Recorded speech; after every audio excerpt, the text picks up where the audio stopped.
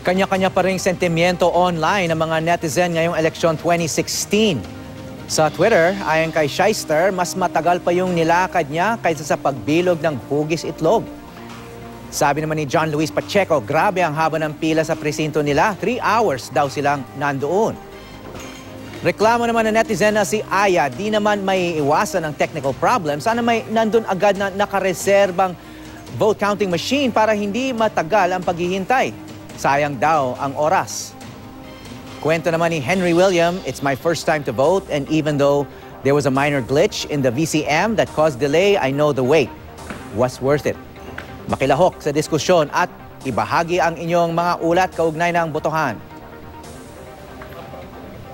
Pumunta lang sa www.facebook.com/GMA News o gamitin ang hashtag eleksyon 2016 at hashtag dapat tama sa Twitter at itag ang GMA News.